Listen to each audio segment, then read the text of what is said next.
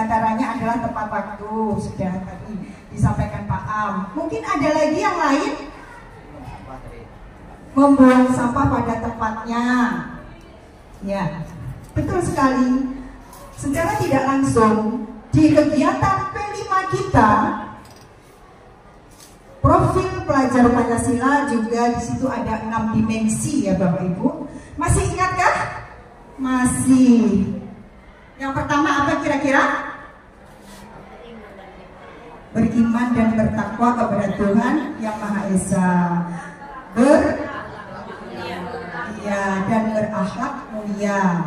Selanjutnya berkebinekaan global, bagus. Ketiga, bergotong royong, bagus. Keempat, mandiri. 5, kreatif. 6, bernalar kritis. Jadi nilai-nilai ini harus kita terapkan kepada anak-anak kita. Adapun tujuan dari penerapan disiplin positif itu agar terbentuk murid-murid yang berkarakter, berdisiplin, santun, jujur, peduli, bertanggung jawab, dan merupakan pembelajar sepanjang hayat sesuai dengan standar kompetensi lulusan yang diharapkan. Ya, Bapak Ibu, saya kira bisa ini kita terapkan untuk disiplin positif, lebih ke arah disiplin diri yang dapat mengontrol diri dalam melakukan segala tindakan. Jadi disiplin ini adalah kontrol diri kita maupun diri anak-anak didik kita untuk bisa melakukan hal positif dengan baik. Disiplin positif dapat membuat murid memahami dan menyadari berdasarkan motivasi internal. Nanti motivasi ini dibedakan menjadi 3 ya Bapak Ibu.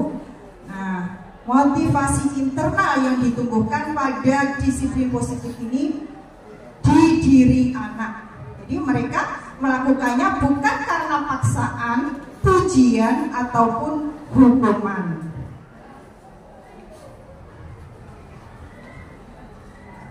Di sini ada beberapa macam motivasi perilaku.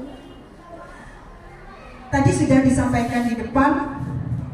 Untuk kedisiplin positif yang kita lakukan adalah anak memiliki motivasi intrinsik internal dari dalam.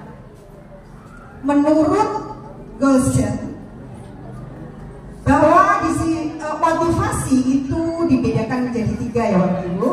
Yang pertama, dia melakukannya untuk menghindari ketidaknyamanan atau menghindari hukuman.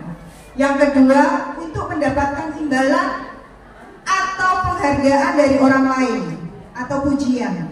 Dan yang ketiga, untuk menjadi orang yang mereka inginkan dan menghargai diri sendiri dengan nilai-nilai yang mereka percayai. Jadi dari ketiga motivasi ini, kira-kira motivasi yang mana ya Bapak Ibu yang sesuai dengan disiplin positif kita dengan anak murid kita? Yang ketiga ya Bapak Ibu, yaitu motivasi internal. Penghargaan paling tinggi adalah penghargaan yang hadir dari dalam diri sendiri, yang senantiasa memberikan motivasi untuk terus-menerus memberikan usaha terbaik yang tidak mengenal lelah.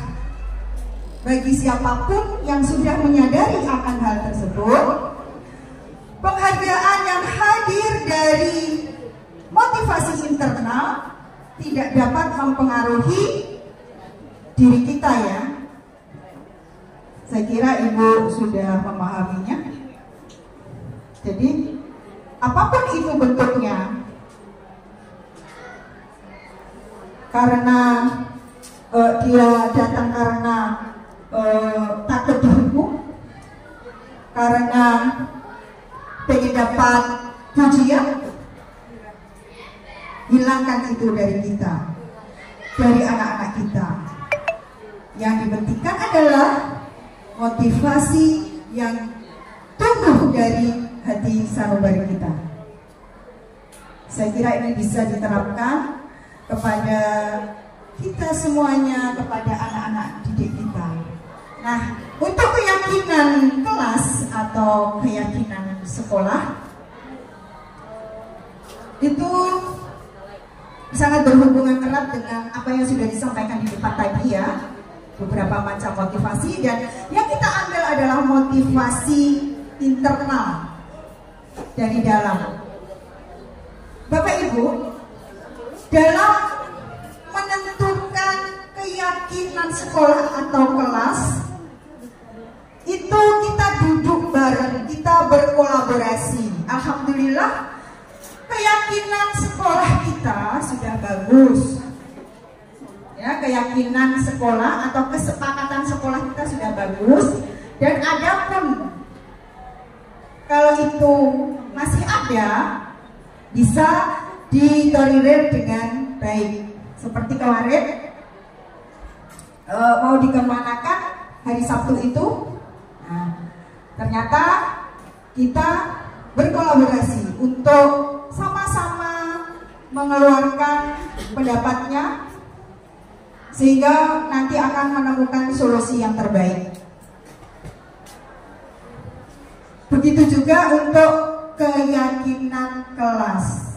Untuk keyakinan kelas ini bisa dibicarakan dengan murid-murid kita di kelas, kemudian murid-murid kita maksudnya dengan guru mata pelajarannya, dengan wali kelasnya, sehingga membentuk kesepakatan yang kita harapkan. Ya, kemarin juga disinggung untuk wali kelas membuat kesepakatan kelas. Disinilah letaknya ya. Nanti untuk bagaimana tahapannya atau cara-caranya bisa saya share di grup kita. Iya kan Mbak? Iya. Oke, masalah prosedurnya bagaimana? Yang jelas untuk keyakinan kelas ini sifatnya adalah lebih ringkas daripada peraturan kelas. Selama ini kan kita ada peraturan di kelas, tidak membuang sampah pada tempatnya, jangan menggunakan sepatu di dalam kelas. Nah, dari beberapa peraturan itu bisa diringkas menjadi satu keyakinan. Apa itu? Cukup jaga kebersihan atau jaga kesehatan. Jadi dari beberapa peraturan bisa dibuat keyakinan kelas. Keyakinan kelas inilah yang menjadi kesepakatan kelas. Ya, kemarin saya lihat di kelas 7A banyak sekali. Nah, itu bisa diringkas, atau di kelas 9C ya kalau tidak salah. Nah, itu ada beberapa peraturan. Nah, itu bisa lebih diringkas menjadi suatu kesepakatan kelas. Tujuannya apa? Kesepakatan kelas ini nanti anak akan lebih mengena ya, lebih mengena gitu. Seperti kemarin ada ini ya Bapak Ibu, ada keluhan anak-anak make up, anak-anak ada yang memakai lip. Nah, itu alangkah baiknya dibuat kesepakatan di kelas dengan menggunakan kalimat berpenampilan yang sederhana. Jadi kalimatnya itu elegan, kemudian positif, tidak mengeluarkan kalimat yang negatif seperti dilarang, jangan, seperti itu yang diminta Bapak Ibu ya. Oke.